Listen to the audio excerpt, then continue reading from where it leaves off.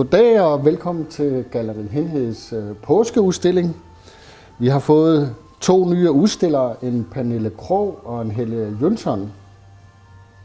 Vi står foran et værk af Helle Jønsson og en installation, der ligger under billedet. Det er en lille pige, der sover. Når hun nu har lavet en lille pige, der sover der, så er det selvfølgelig fordi, at maleriet det er så det, hun ligger og drømmer. Og der er der i hvert fald masser af blomster. Så det meste er en god drøm. Hvis man går tættere på, så kan man måske godt, som mange små børn, så er der lige et moment lidt uhyggeligt her. Det ligner sådan måske de svage konturer af et monster. Men den er ikke så fremtrædende, at den er blevet farlig endnu. Der er sådan lidt østen over dem, blomsterne og måden, de er malet på. Og det bruger hun helt bevidst, faktisk. Og det går igen i mange af hendes ting. Men vi har et værk herhenne, som er selvfølgelig noget helt andet. Den hedder Da lyset kom på. Og lyset, det må så selvfølgelig være de her punkter her, der lyser det hele op lige pludselig.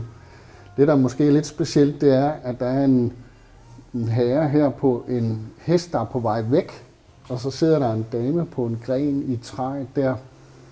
Man kan godt fornemme, hun er der.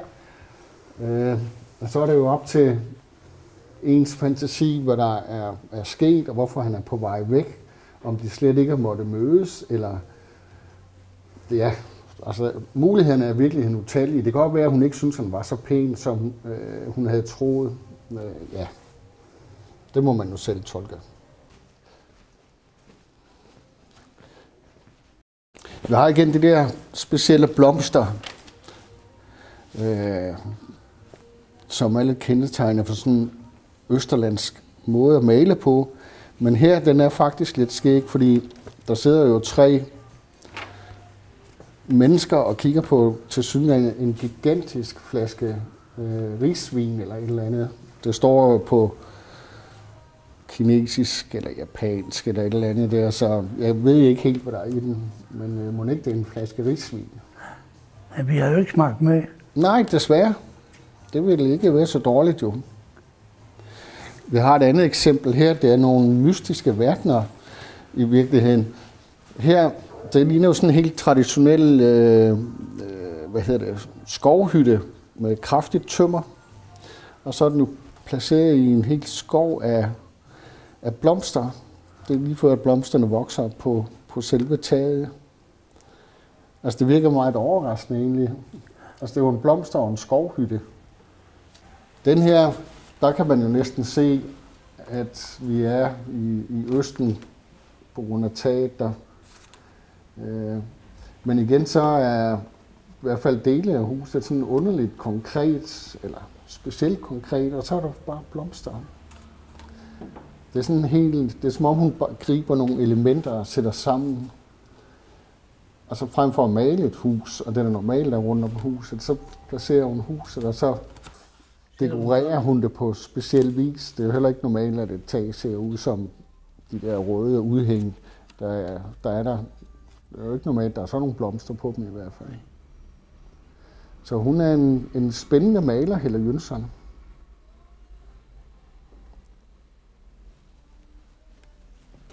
Pernille Krog, det siger, man kan jo se det, når man kigger rundt. Det er jo tydeligvis den samme, der har lavet alle de værker, der hænger her.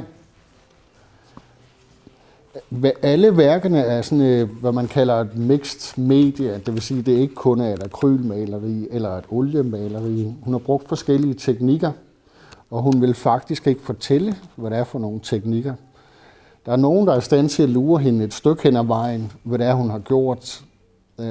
Men det kræver faktisk en vis viden om tingene og kunne se, hvad det er, hun gør. Hvad det er lavet af, og hvordan hun har lavet det. Her der ser vi jo sådan i fugleperspektiv 2, der danser. Og det er jo sådan meget linjeføring, der styrer det. Det er jo utrolig enkelt, og alligevel meget, meget udtryksfuldt. Jeg tror, de hygger sig, de to, med at danse. Og så har hun jo nogle spændende effekter, hvor hun sætter nogle farvede felter ind. Det er ofte enten for neden og for oven, eller så er det ude i kanterne. Som bibringer noget helt andet. Det er jo et andet tid og sted og perspektiv, der bliver placeret midt ind i det her utrolig enkle værk. Og det gør det spændende. Det her, det er fra en anden serie. Det vi så lige før, det var Dansen og Drømmen. Her, det er Kvindesind. Igen, der går de der farvede felter. Det er jo næsten sort og hvidt. Det andet, denne gang er det på siderne. Og vi ser så her 5 kvinder. Hun er sådan meget rå og præcis i sin streg. Man kan godt fornemme her, at det ikke er en helt ung pige i hvert fald. Den dame, der sidder der, hun sidder nok og grubler over et eller andet, og så klør hendes ene øje, kan vi se. Men en utrolig balance, og maleriet, eller værket er meget, det er meget smukt. Og det er også de kommentarer, vi har fået her i går, da udstillingen åbnede, at folk de bliver helt grebet af sådan det samlede udtryk. Og så hører vi bare, nej, hvor er det flot. Og det er det også. Det er meget, meget, meget enkelt og meget flot. Her har vi et par andre eksempler på serien fra Dansen. Det siger næsten sig selv. Men igen den der enkelhed, og så det, at hun lægger de der farvede ting ind, som er noget helt, helt andet. Det er med til at tilføje en god spænding. Og så ser han ud, som om han er ret god til at danse, ham herren der. Han er i hvert fald meget atletisk.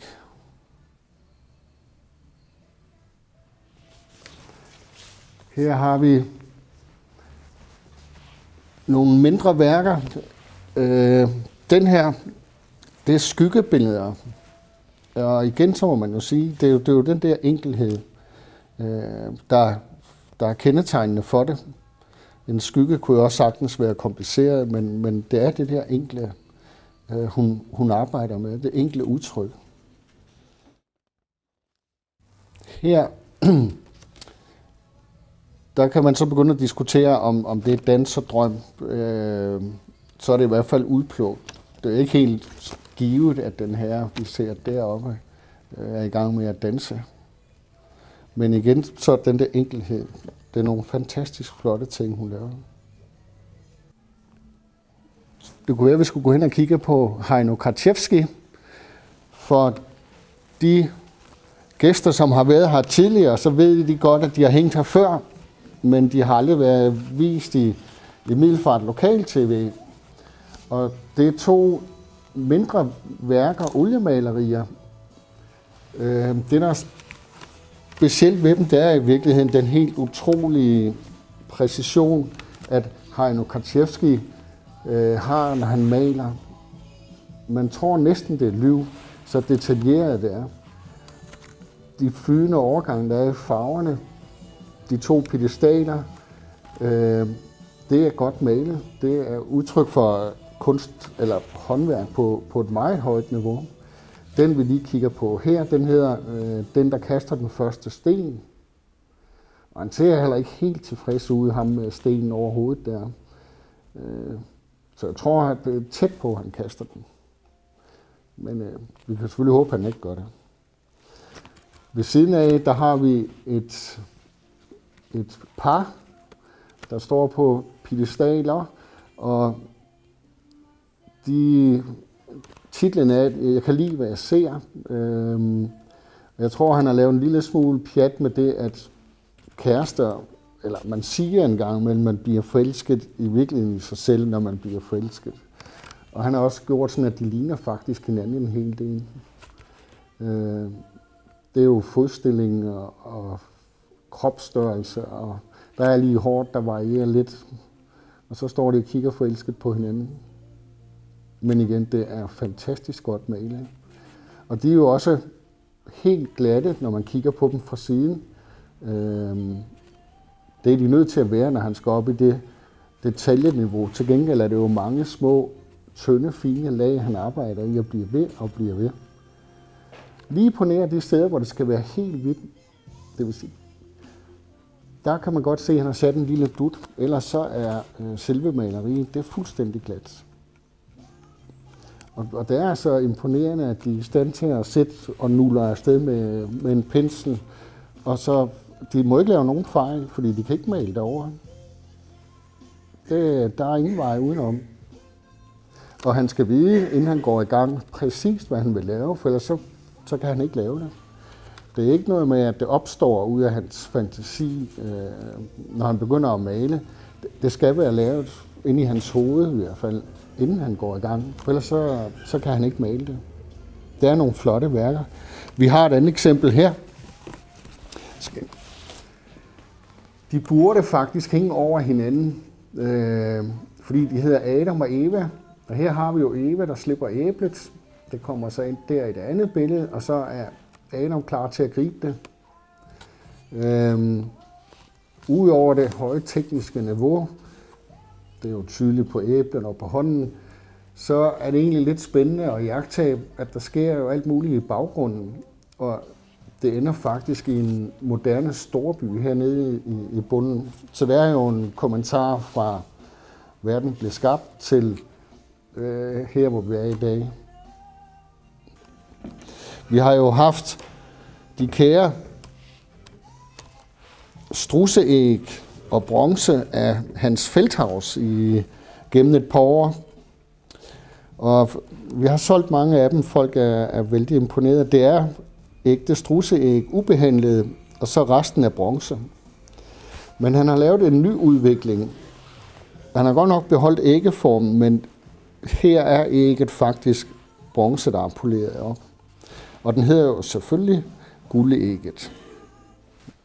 Her har vi et eksempel fra vores forrige udstilling, en Peter Rose, en belgier bosat i Barcelona. Og det er jo et usædvanligt maleri alene af den grund, at det er jo brunt i forskellige toner. Det er ikke ret tit, man ser det. Det er jo ligesom et sort-hvidt eller et fotografi i gamle dage. Der er vist i et eller andet omfang mere almindeligt sydpå, men det er ikke noget, vi ser så ofte heroppe. Det maleri, vi kigger på her, hedder det er sådan en familiestreng, og vi har faktisk hele forløbet her forstået på den måde, at forneden her har vi, det må være der, hvor vi er gået bort, så har vi i midten, det er jo livet, illustreret ved et selvportræt, tror jeg faktisk, det er det øverste der, den mand, der sidder der. Og så der er et andet lille værk her, The Bridge.